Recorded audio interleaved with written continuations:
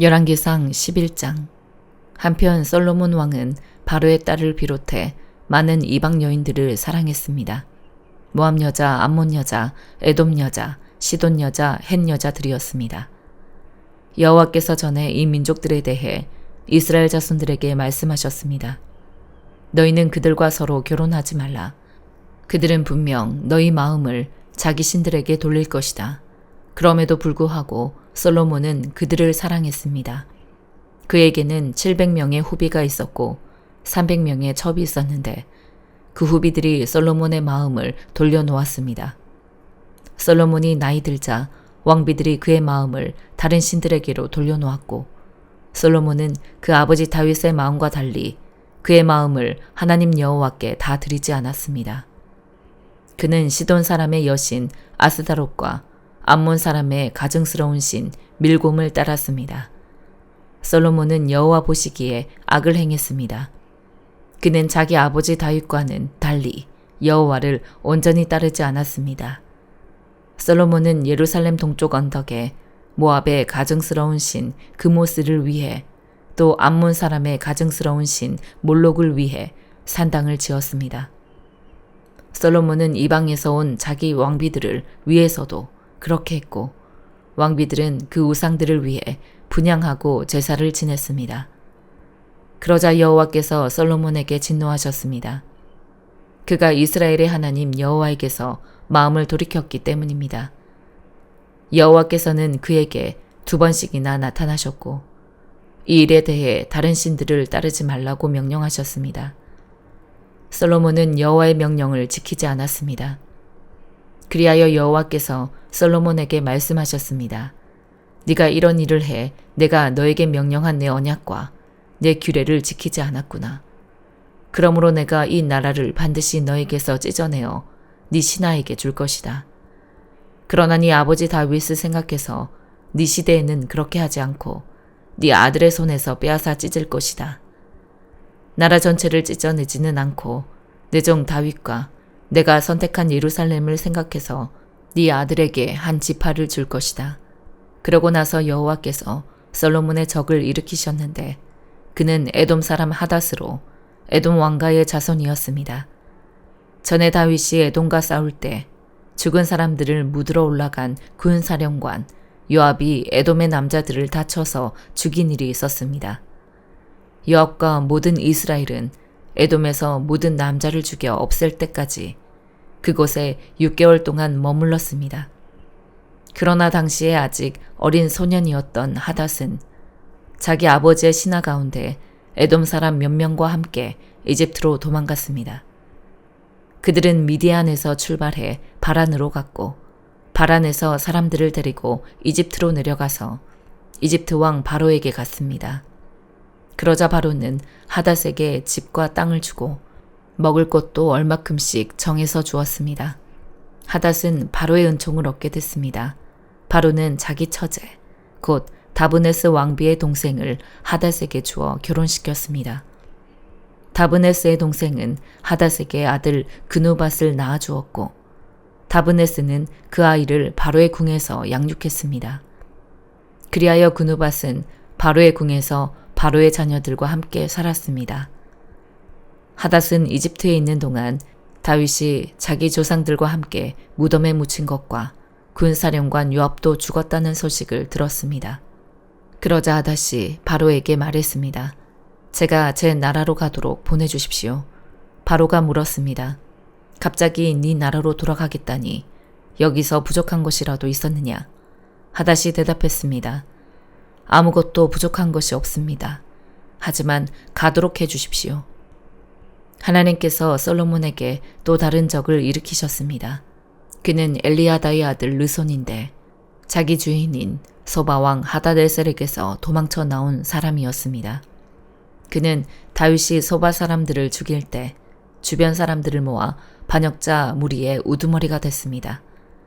그들은 다메섹으로 가서 정착하고 거기에서 다스렸습니다. 르손은 솔로몬이 살아있는 동안 이스라엘의 적으로서 하닷이 한 것처럼 이스라엘을 괴롭혔습니다. 이같이 르손은 시리아를 다스렸고 이스라엘을 계속 대적했습니다. 또한 느밧의 아들 여로보암이 솔로몬 왕에게 반역했습니다. 여로보암은 솔로몬의 신하 가운데 한 명으로 스레다 출신의 에브라임 사람이었으며 그 어머니는 스루아라는 과부였습니다. 여로보암이 왕에게 반역한 일은 이러합니다.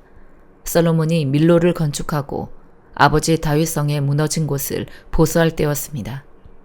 여로보암은 뛰어난 용사였습니다. 솔로몬은 그 젊은이가 부지런한 것을 보고 요셉 집안의 모든 일을 맡아 감독하게 했습니다. 그 무렵 여로보암은 예루살렘을 떠나 길을 가고 있었는데 가는 길에 실로 사람 예언자 아이야를 만났습니다.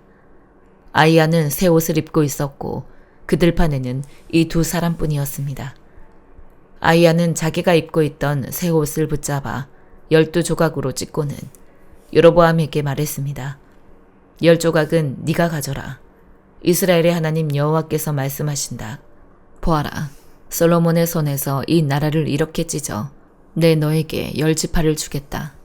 그러나 내 종 다윗과 내가 이스라엘 모든 지파들 가운데 선택한 예루살렘 성을 위해서 한 지파는 솔로몬이 갖게 하겠다. 내가 이렇게 하는 것은 그들이 나를 버리고 시돈의 여신 아스다롯과 모압의 신 그모스와 암몬 사람의 신 밀곰을 숭배했으며 그 아버지 다윗과 달리 내가 보기에 정직하지 않았고 내 규례와 법도를 지키지 않았기 때문이다. 그러나 내가 솔로몬의 손에서 나라 전체를 빼앗지는 않을 것이다. 내 종 다윗이 내 명령과 내 규례를 지켜 내가 그를 선택했으니 내가 다윗을 위해서 솔로몬을 평생 동안 통치자로 삼을 것이다. 내가 그 아들의 손에서 그 나라를 빼앗아 너에게 10지파를 줄 것이다. 솔로몬의 아들에게는 내가 한 지파를 주어 내가 내 이름을 두기 위해 선택한 성 예루살렘에서 내 종 다윗에게 준 등불이 항상 내 앞에 있게 할 것이다. 그러나 내가 너를 택하리니 너는 네 마음이 원하는 대로 모든 것을 다스릴 것이며 이스라엘의 왕이 될 것이다. 만약 네가 내 종 다윗이 한 것처럼 내가 무엇을 명령하든지 다 순종하고 내 길로 가며 내가 보기에 정직히 행동해 내 규례와 명령을 지키면 내가 너와 함께하고 내가 다윗을 위해 영원한 집을 세운 것 같이 너를 위해서도 영원한 집을 세우고 이스라엘을 너에게 줄 것이다. 내가 이 일로 다윗의 자손들을 괴롭게 하겠지만 영원히 괴롭게 하지는 않을 것이다. 그러므로 솔로몬은 여로보암을 죽이려 했지만 여로보암은 이집트 땅으로 도망해 시삭 왕에게로 갔고 솔로몬이 죽을 때까지 그곳에 머물러 있었습니다. 솔로몬의 통치기에 있었던 다른 모든 일들과 그 지혜는 솔로몬의 역대기에 기록되어 있습니다. 솔로몬은 예루살렘에서 온 이스라엘을 40년 동안 다스렸습니다. 그는 죽어 그 아버지 다윗의 성에 묻혔습니다. 그리고 그 아들 르호보암이 왕위를 계승했습니다. 빌립보서 2장.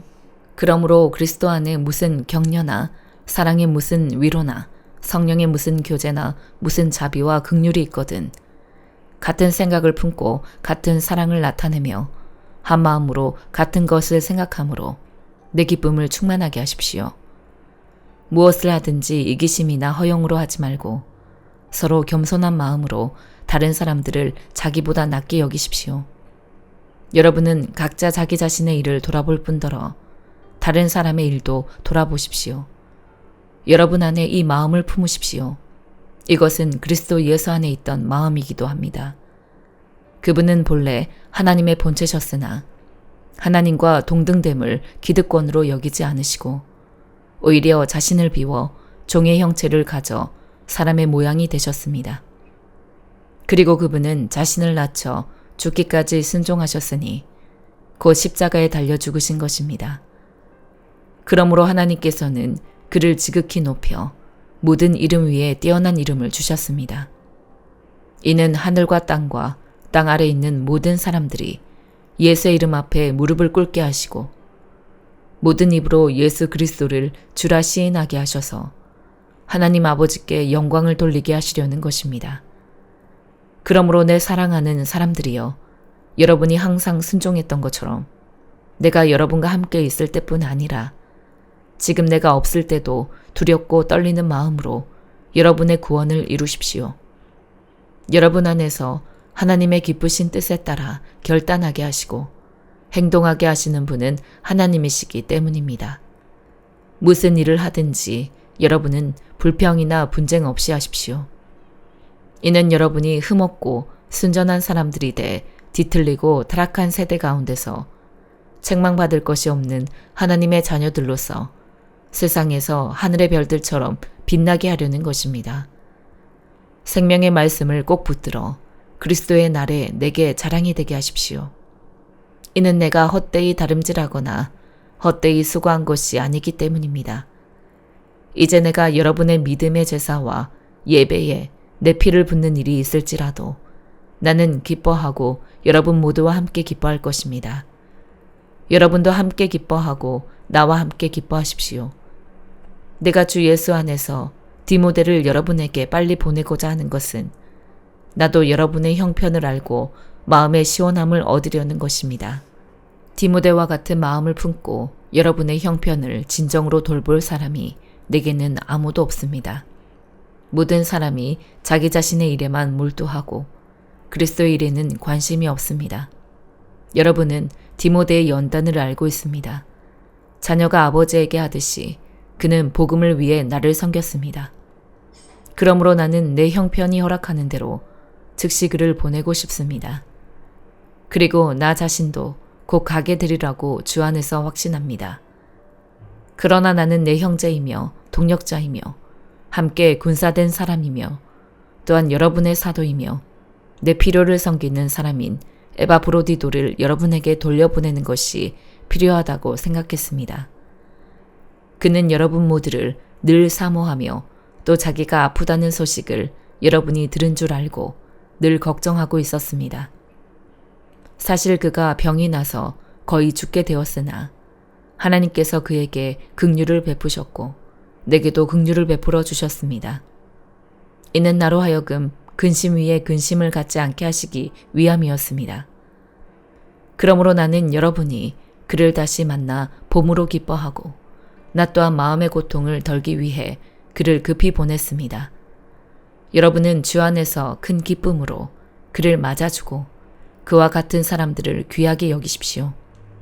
이는 그가 그리스도의 일을 위해 거의 죽을 지경에 이르렀어도 자기 목숨을 돌보지 않고 여러분이 나를 섬기는 일에 부족한 것을 그가 채우려 했기 때문입니다. 에스겔 41장. 그리고 그는 나를 성소로 데려갔다. 그러고는 그가 문 기둥을 쟀는데 그 두께가 이쪽이 6규빗, 저쪽이 6규빗이었다. 문 입구는 너비가 10규빗이었고 문 양쪽 벽은 이쪽이 5규빗, 저쪽이 5규빗이었다. 그는 성소도 쟀는데 그 길이는 40규빗, 너비는 20규빗이었다. 그리고 그는 안으로 들어가서 문 기둥을 쟀는데 2규빗이었고 입구는 높이가 6규빗, 너비가 7규빗이었다. 그리고 그가 성소를 가로질러서 쟀더니 그 길이가 20규빗, 너비가 20규빗이었다. 그가 내게 말했다. 이곳은 지극히 거룩한 곳이다. 그러고 나서 그는 성전 벽을 쟀다. 그것은 6규빗이었고 성전의 주위에 둘러있는 각 쪽방은 너비가 4규빗이었다. 쪽방들은 세 층이었는데 한 방 위에 다른 방이 있는 형태로 한 층에 30개씩 있었다. 성전 주위에 받침대가 놓여 있어 그쪽 방들은 거기에 고정돼 있었고 성전 벽에 고정돼 있지는 않았다. 성전 벽에 고정돼 방을 지지하고 있는 받침대가 계단처럼 놓여 있었으므로 층이 올라갈수록 쪽방들은 넓어졌다. 그러므로 아래층에서 중간층을 지나 위층으로 올라감에 따라 그 구조물의 넓이가 넓어지게 된 것이다. 내가 보니 성전 둘레에 받침대가 놓여 있었는데 그것은 쪽방의 기초로서 높이가 막대기 하나, 곧 6규빗이었다. 쪽방 바깥벽은 두께가 5규빗이었다. 성전의 쪽방 바깥으로는 빈터가 있었는데 방들 사이는 성전 주위로 3면이 다 폭이 20규빗이 됐다. 그 쪽방들의 출입문은 다 뜰을 향해 있었는데 하나는 북쪽 방향을 향하고 하나는 남쪽을 향하고 있었다. 그리고 그 주위에 둘러있는 뜰의 폭은 5규빗이었다. 서쪽 방향 성전뜰 맞은편에 서 있는 건물은 너비가 70규빗이었고 그 건물 사면의 벽은 두께가 5규빗이며 그 길이는 50규빗이었다. 그리고 그는 성전을 쟀는데 길이는 100규빗이었고 서쪽들은 그 건물과 벽까지 다해서 길이가 100규빗이었다. 성전의 정면을 포함해서 동쪽 성전 뜰의 너비는 100규빗이었다. 그리고 나서 그는 뜰 뒤에 맞은편에 있는 건물의 길이를 쟀는데 그 양쪽 쪽방들을 포함해서 100규빗이었다. 이는 안쪽 성소와 뜰의 현관, 문턱과 좁은 창문들을 포함한 것이다. 문턱 안에 세 층에 둘러있는 쪽방은 땅에서 창문까지 나무 판자를 댔고 창문들은 이미 가려져 있었다. 입구 위의 공간과 안쪽 성소까지 바깥 그리고 성소의 안팎 주위에 둘러서 처진 벽도 그렇게 돼 있었다. 판자에는 그룹과 종려나무가 새겨져 있었고 종려나무는 그룹과 그룹 사이에 있었다. 그룹은 각각 두 얼굴을 가지고 있었다. 한쪽에는 종려나무를 향한 인간의 얼굴, 다른 쪽에는 종려나무를 향한 젊은 사자의 얼굴이 있었다. 그 모양은 성전 전체를 둘러가며 새겨져 있었다. 바닥에서부터 입구 위쪽 부분까지 그룹과 종려나무가 성소 벽 전체에 새겨져 있었다. 성전의 문기둥은 네모나게 생겼고 성소의 정면도 그렇게 생겼다. 나무로 된 제단은 높이가 3규빗, 길이가 2규빗이었고 모서리와 길이와 옆면이 나무로 만들어졌다. 그 사람이 내게 말했다. 이것은 여호와 앞에 있는 탁자다. 성전과 성소에는 문이 2개 있었는데 문마다 2개의 문짝을 가지고 있었으며 2개의 돌적이가 달린 문짝들이었다. 이 문도 2짝, 저 문도 2짝이었다. 성전 문에도 벽에 새겨진 것 같은 그룹과 종려나무가 새겨져 있었고 성전 현관 밖의 정면에는 나무로 만든 디딤판이 있었다. 현관 양쪽에는 좁은 창틀이 있었고 종려나무가 새겨져 있었다. 성전의 쪽방에도 디딤판 위에도 그렇게 돼 있었다. 시편 92편. 오 지극히 높으신 분이여, 여호와께 감사하고 주의 이름을 찬양하는 것이 좋습니다. 아침에는 주의 사랑을, 밤에는 주의 신실하심을 알리는 것이 좋습니다. 10줄 현악기와 수금과 하프의 선율에 맞춰 하는 것입니다. 여호와여, 주께서 행하신 일들이 나를 기쁘게 하니 그 일들 덕분에 내가 기뻐할 것입니다. 오 여호와여, 주께서 하시는 일이 얼마나 위대한지요. 주의 생각이 얼마나 깊은지요. 우둔한 사람은 알지 못하고 어리석은 사람은 깨닫지 못합니다. 악인들이 잡초처럼 도단하고 모든 범죄자들이 번성하더라도 결국에는 영원히 멸망할 것입니다. 여호와여, 그러나 주는 영원토록 지극히 높으신 분이십니다. 오 여호와여, 참으로 주의 적들이 멸망할 것입니다. 악을 행하는 모든 사람들이 흩어질 것입니다. 그러나 주께서 내 뿔은 들소의 뿔처럼 높이실 것입니다. 내게 좋은 기름을 부으실 것입니다. 적들이 내가 바라던 대로 된 것을 내 눈이 볼 것이고 내게 들고 일어나던 악인들이 내가 바라던 대로 된 것을 내 귀가 들을 것입니다. 의인들은 종려나무처럼 번성하고 레바논의 백향목처럼 자랄 것입니다. 여호와의 집에 심긴 사람들이니 우리 하나님의 뜰에서 번성할 것입니다. 그들은 노년에도 여전히 열매를 맺고 진액이 가득하고 싱싱할 것입니다. 그들은 여호와는 정직한 분이시다. 그분은 내 바위이시니 그분 안에는 악함이라고는 없다는 것을 나타낼 것입니다. 시편 93편. 여호와께서 다스리시며 위엄으로 옷 입으셨습니다. 여호와께서 힘으로 옷 입고 능력으로 무장하셨습니다. 세상이 든든히 세워졌으니 흔들리지 않습니다. 주의 옥좌는 오래전에 세워졌고 주께서는 영원부터 계셨습니다. 오 여호와여, 바다가 소리를 높이고 또 높입니다. 바다가 그 물결을 높이 듭니다. 높이 계신 여호와는 강하시니 금물이 쏟아지는 소리보다 강력하시고 바다에서 부서지는 파도 소리보다 강력하십니다. 주의 증언은 틀림없습니다. 오 여호와여, 거룩함이 영원히 주의 집이 될 것입니다. 아멘.